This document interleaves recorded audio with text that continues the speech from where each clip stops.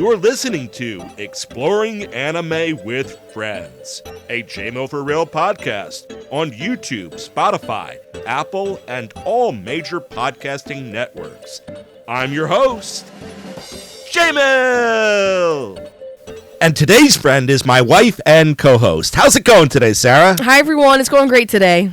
Awesome. Are you ready for today's episode of Exploring Anime with Friends? I am always ready. Today we'll be exploring the world of Bartender, Glass of God, a slice of life with focus on the Japanese bar scene, released in April of 2024. First, we will meet our main character, Sasakura. Then we will meet some of the many friends that Sasakura makes along his journey. Afterwards, we will meet the many lives that Sasakura influences and impacts. Finally, we will meet the people who influence and impact Sasakura's life. And remember, if you like what you hear today, give us a follow on social media. Like and subscribe. All right, before we dive too much into this, so talk to us a little bit about Sasakura as a person, and then I'll set up why it's important. So, Sasakura, he's very down to earth. His voice is very calm and honestly kind of soothing when he's talking. Very. He's very mellow. At the same time, at the very beginning when we first meet him, he's kind of like, not klutzy, but like he forgets, he had a book checked out from the library, and he was sitting on a park bench, and he's like, oh my gosh, I gotta go, and he just completely leaves the book behind. Yeah, I wouldn't call that klutzy as much as like maybe a little absent-minded, because his mind is always on his work. Yeah, no, definitely. He's a real chill guy. Like, honestly, as we're watching it, this is someone that I would like to get to know. Yeah, and he's very knowledgeable, very intelligent. He's very well spoken on everything. He knows the history. And his biggest thing is, as he says, alcohol can be either poison or medicine. Yeah. Based off of who's serving it and how they're serving it. And, you know, it's funny because this isn't my scene at all. Neither of ours, yeah. No judgment. We don't drink, but at the same time, this is one of those things where he handled it in such a way to where it looked like, honestly, I'd probably go there once. Yeah. Just to meet him if this was a real life person. Yep, definitely. So he just observes everything about customers as they come in, immediately identifies who they are, what their story is, and customizes the perfect drink to them. Yep. This immediately makes him very appealing. During this time, Kurashima is looking for the perfect bartender for his hotel. He's opened a luxury hotel in Tokyo, and this is one of the places where people will be coming, the first stop for international businessmen as they come to Tokyo. So he is handpicking the staff completely himself, because he wants to know that they represent him and Tokyo to the best of their ability. And when he meets Sasakura, he needs a little bit of convincing at first, but as Sasakura adapts and works his magic and shows him what he can do, he's like, that's my guy. That's my guy. Like, this guy is going to be mine. This guy's got it. Talk a little bit about the opening time that they meet each other. So it's actually really interesting. Kurashima goes to the bar where Sasakura is at, and he has a strong opinion on only accepting drinks from a very specific person who's passed by this time. And for some reason or other, he gives Sasakura a chance, and he's like, yeah, make me this. And he's like, this is garbage. Make me this. Makes him something else. No, this is terrible. Make me this. And he goes through like 4 or 5 drinks, and he's just like, no, none of them are good. And ends up leaving. And I was like, wow, that's harsh. Like, Sasakura's a professional. He's been on the industry for a little while. Albeit a prodigy. He's been in for about, it's 8-9 years. Long enough to know what he's doing. Maybe not long enough to be like perfection. But either way, I was like, man, Kurashima, what's wrong with you? But Sasakura didn't think that. He's like, what's wrong with me? Yeah. So he reanalyzes everything, and then he calls him back, and he's like, I want one more chance. Yep. And he makes him, I think the drink was called an Old Pal. That was also interesting. If you have any curiosity about like fancy drinks and all this stuff, he tells you what they are, he tells you the name of them, and that honestly, despite the fact it's not really my scene, that was really interesting to learn. But he makes him this drink. Full history. He knows everything. He about knows it all. Every drink, and he knows how to not just how to make it, not how, just how to customize from, who made it first, but yeah, like everything. So he makes them this drink called the Old Pal, and that's the one that Kurashima actually appreciated. Part of the Yeah. funny thing about Kirishima was originally he gets a group together to try to find the bartender, the perfect bartender. And he's like, they have to be able to make the glass of God. And you're like, they're like, what the heck is a glass of God? And he's like, you'll know it when you drink it. Yeah. And that's all. That's all he says. And you're like, well, what the? They're like, well, what's that supposed to mean? You'll know it when you drink it. And it's just, it gives a little humor to the moment. But at the same time, you're watching Sasakura do it. You're watching Sasakura tailor make these perfect drinks for that perfect moment for that person. And it's funny because you find out later in a flashback that Sasakura, the reason why he joined and started training and everything was because he wanted to learn how to make the glass of God. Yeah. The perfect drink for the perfect person every single time. Yep. And he really just kind of perfects it. So obviously he joins up with Kurashima, and we're going through his life at the hotel through this whole first season, with the exception of the fact that he says no. He says no. No, he's Like, good. He's good in his bar. His bar's Yeah. Eden Hall. He likes it there. Because Eden Hall is like, it's a little bit of a speakeasy. It's in a mall, but it's in a secluded area of the mall. So it's one of those things where it gives that old like Roaring Twenties sort of feel, Yeah. despite the fact that this is in Japan and whatnot. And it's there for the people who need it the most, the people who are falling off the beaten path. And Sasakura is the perfect person to meet them because he customizes the journey once they're there. And he makes a lot of friends along the way as a result of it. Let's talk about some of the great friends that Sasakura makes along the way, starting with the granddaughter. So you don't know this at first, but one of the people that's put in charge of trying to find the bartender for the hotel is Kurishima's granddaughter, Miwa. And she's cool, she's calm, she's frantic though too, because they've been hosting interview after interview, and every time this person is just, nope, that's not the right guy, nope, that's not the right guy, and they're getting to the point where their budget is running out on trying to find this person. They're getting to the point where the budget's running out, like the hotel's gonna stop funding them little ventures to like go to the bars and like to check the bartenders out. So she's starting to be like, we've got to find this person now. Yeah, and when she meets Sasakura, she's like, I know this is the one. Like, I know this is the one. I'm going to continue going back. But as she's going back, she's watching him interact with other people, and he's brilliant. interacting with her. And he's so, despite the fact that he said no, he's so polite and kind to all of them because that's the type of person he is. Very gentle. And she's drawn to that because she's that type of person too. She's very respectful. She really starts to develop a friendship with him. So she continues to go back there, and she's like, oh, I need to bring my friend Yukari, who's also working on this project with me. Talk to us a little bit about the differences and similarities in their two personalities and their relationship. I mean, they're definitely very different. I'm just going to focus on that. So, where Miwa is generally speaking, she's kind of calm and collected despite like the anxiety of like trying to find someone because they need someone soon. Yukari is like the high-pitched go get 'em kind of type. And she's just constantly like, I don't want to say she's loud, but she's louder than Miwa is. She's also a good person as a whole, and she's also just trying to get the job done, and she's kind of getting deflated that it's taking so long, and the director, Kirishima's constantly, like, telling them, nope, that guy's not good enough, that guy's not good enough. So she's kind of getting deflated, like, when are we going to find someone that the boss likes? Yeah, it's definitely watching her fret over it and watching them, the persistence of it. It's both comical, yet at the same time, it's kind of like, you know that there's something holding it back. You know that he's not really given the reasons. He gives a bogus reason that he's afraid of heights, which he worked at one of the highest peaks in France. So you know that it's not actually that's why.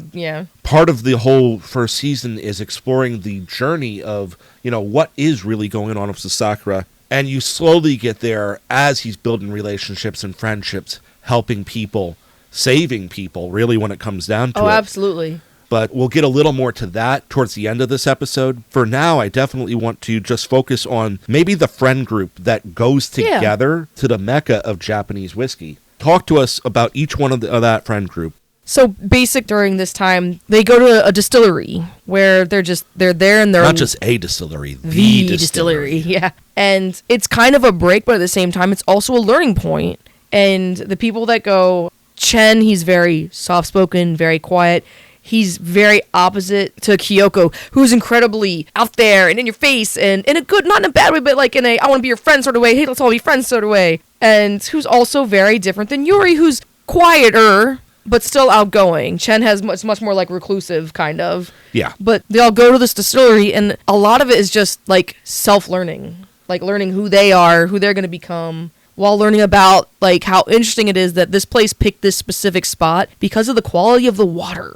Yeah. They learn a lot about the history of why they do what they do at this point in time. And you're seeing the personalities clash and meld in other ways. And you find a little bit about the story, like, because Sasakura just isn't there to have fun with them and enjoy the trip. He's also there to learn more about the friends that he's making at this point in time. And he sees the conflict in Chen, realizing the story of the reason why he's into this is because he's trying to avoid being in the hotel industry. He's a student of Mr. Perfect to try to actually to try to become the best he can be, because he's finally taken that step away from that he wishes he took much sooner. And it's one of those things where you realize that it's kind of like he didn't take that step away soon enough. And as a result of it, it cost him a great relationship in the past. Yeah. And Sasakura just helps him work through all that. Meanwhile, he's helping to bring some discipline into the life of Kyoko, because she's at the beginning is like, I'm going to quit because like this is too hard. And Sasakura is kind of like, well, if you're going to quit, then why did you ever start doing it in the first place? Like, her reasoning for quitting was over something not necessarily insignificant, but like it wasn't. She was like, I can't even get this one thing right, I should just quit. And he's like, well, if you do that, then why'd you even do this to begin with? He says it so kindly though, and so compassionately. Oh, it don't matter to her, but it doesn't matter. No, when someone's like, well, why'd you even do this, it doesn't matter the tone. She's like, wow, you're a jerk. Basically back to him. It's really one of those things where as she gets to know him better, she starts to realize that I want to be like him. Like, I want to be someone who can help other people. So he really gets her focused on the fact that, yes, it's, we are bartenders, but we're here to help people and customize the experience to their story. So he really kind of molds her in almost sort of a mentor sort of way, despite the fact that they're friends. And he just inspires all three of them that come along, and they're all going to take part in the big new drink competition that's coming out. And it's really kind of a stepping stone for each of them. So Sasakura really molds those journeys. And meanwhile, this whole time, Miwa is just watching him weave his magic. And she's like, this is the guy we need. This is the guy. This is the guy who, like, is becoming my best friend. Yeah. This is someone who I need to make sure ends up in my grandfather's hotel. So if you like what you're hearing so far, be sure to watch this for yourself on Crunchyroll. It's really just a great anime. Probably one of my favorites from 2024.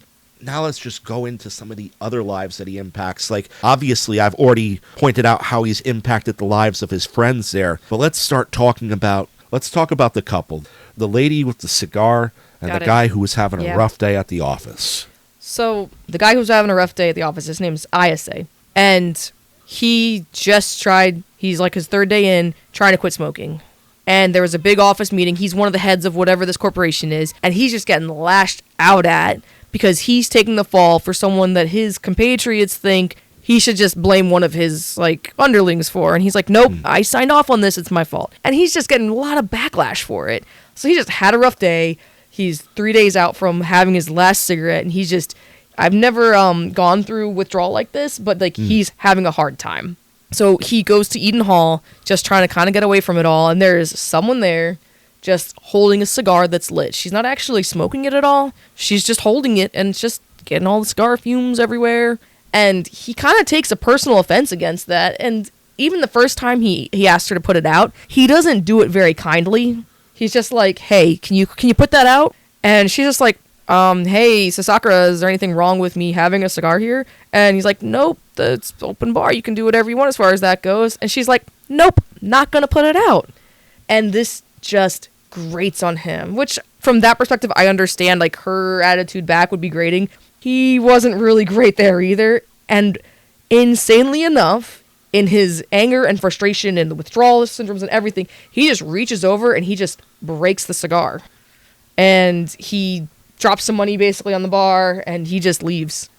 And then he comes back the next day, and he apologizes for his actions. And Sasakura's like, I don't talk about customers. Yeah.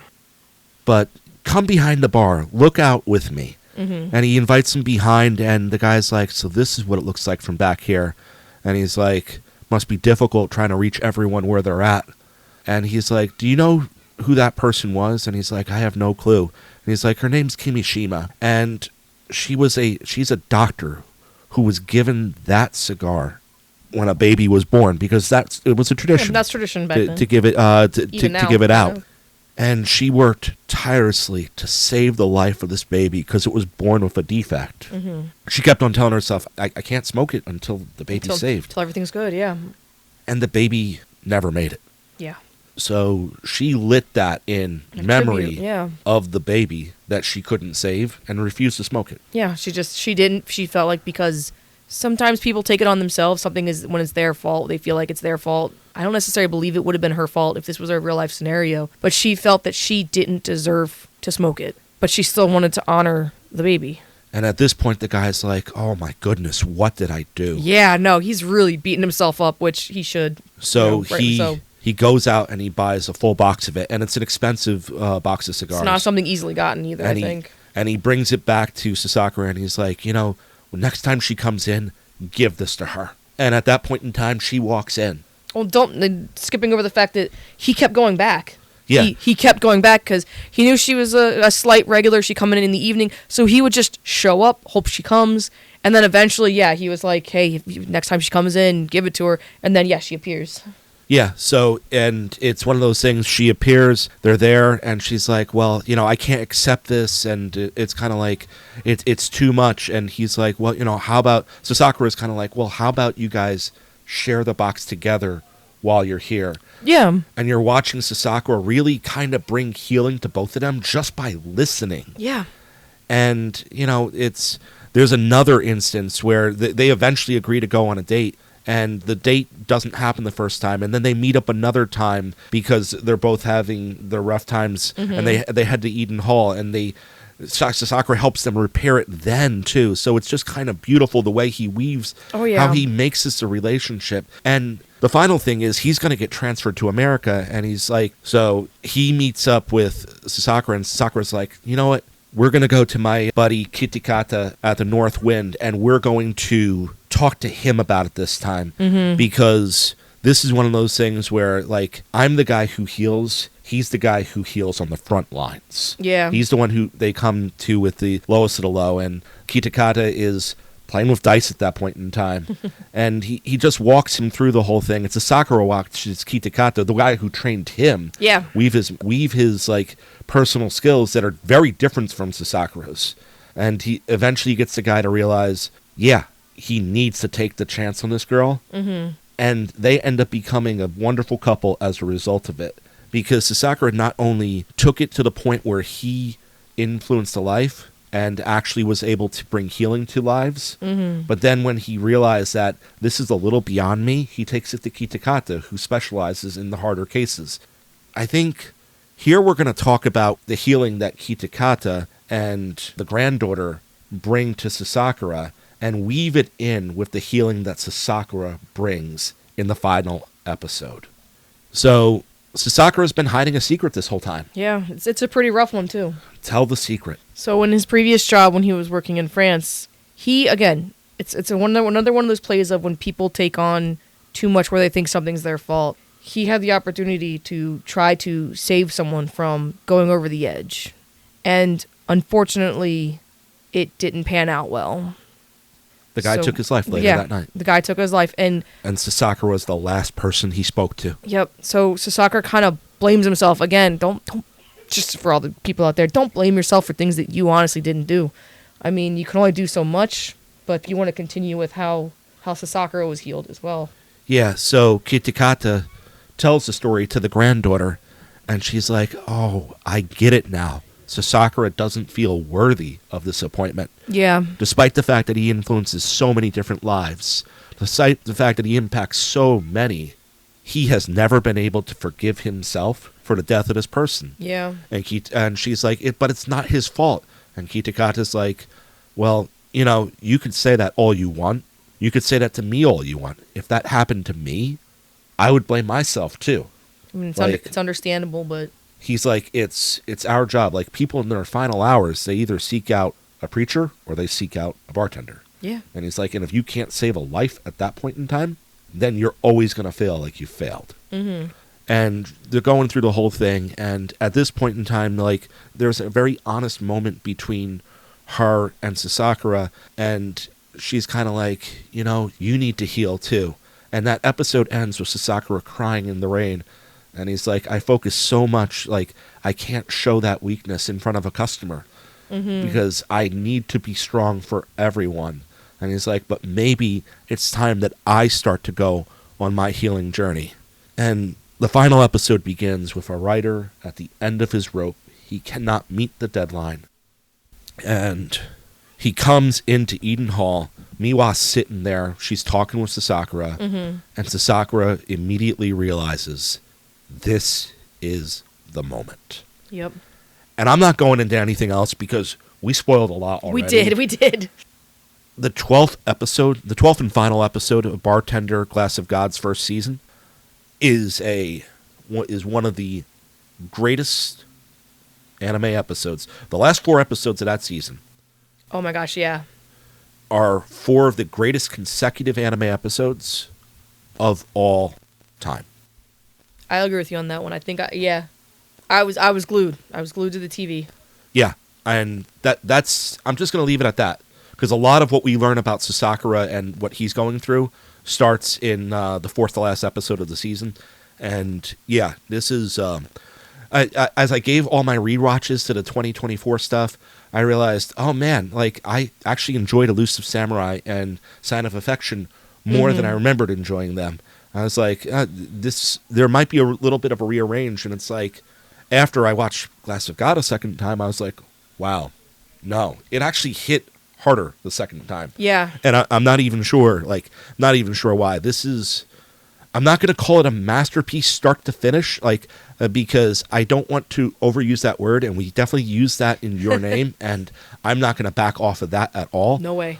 But these final 4 episodes were the stuff of legends. Definitely.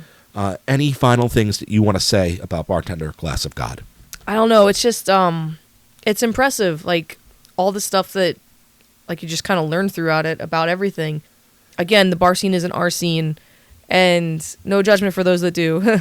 But it was really unique because when I think of bars, we live in a touristy area, so I'm thinking of, like... We live in the Jersey Shore. Yeah, it's very different from the high-end scene noisy, that we're witnessing. Yeah, we're used to like loud, noisy, rave almost bars, whereas these ones are they're speakeasy. Like we said, they're very mellow, they're very calm, and it was a really interesting watch. Yeah, and I can't say that the artwork was anything too special. That the storytelling throughout was super special. That there are so many things that we talk about in other anime that we watched that really stood out. But I didn't need any of that. Like, it didn't need to be the best in anything, because the way it made you feel, and like the down to earth approach of it, and just the way that the end of the season, it's kind of like, oh my goodness, you couldn't stop watching once you hit that force from the last episode. So it's one of those things where this will go down like not in my top 5 spots of all time, but man, I'd have to think that even if another episode never comes out for it, that this is definitely flirting with my top 10 anime of all time. And I'm not going to say that often anymore. I said it a lot during the first season, but I was covering a lot of my favorites during the first season. But this is solidified itself in that range for me.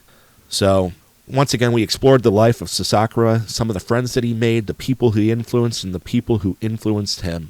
And we got to journey through what it means to him to be a bartender in Japan. I hope you had as much fun exploring the world of Bartender Glass of God as we did, and consider watching this anime.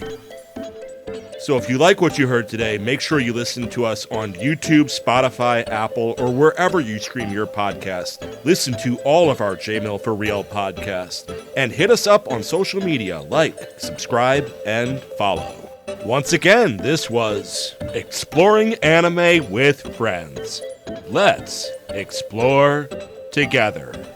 And now for a word from our sponsors. Binbuster.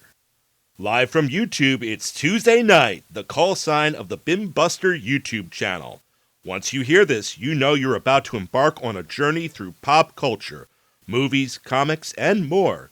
Buckle up and enjoy the ride every Tuesday night at 9 p.m. EST. Poppin' Cinema with Joe Mama and friends. Showcasing the power of cinema, join Joe Mama as he introduces different friends each week to a movie they have not seen before, popping their cinematic cherry as they talk about the movie they just watched every Tuesday at midnight.